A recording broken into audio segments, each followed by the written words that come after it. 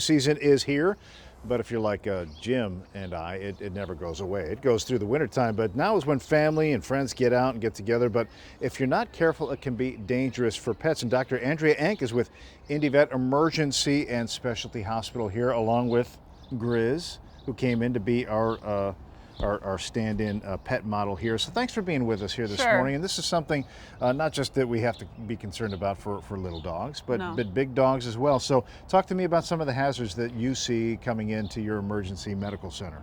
Anything that is good to us and we like to eat, they do as well. So some of the big things that we always see are corn cobs, apple cores.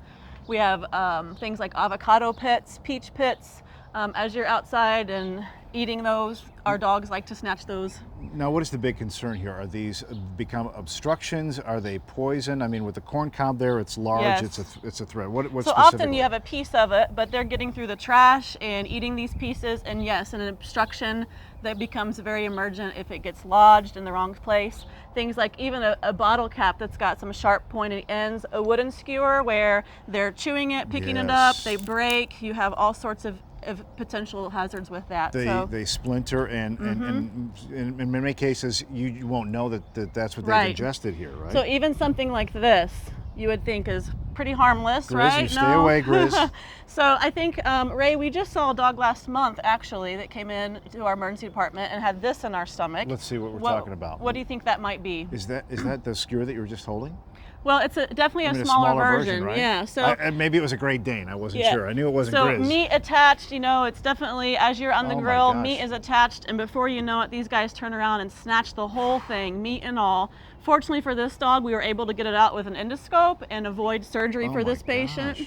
So a scope got that out? A scope got that out, yes. Did you look at that and say, oh my gosh, did the owner know that had happened? It had happened, yeah. They saw it happen and brought to the straight to us. So well, that could have gone undetected for a while if they hadn't noticed it. So you also have things like, as you're grilling, you have meat drippings that will fall off onto your foil or onto your plastic wrap. So as you're wrapping up your meat and putting it in the fridge or anything that's got meat drippings, they are going to find yummy as well. I don't want to find that. I don't want to see your X-ray, okay, Grizz?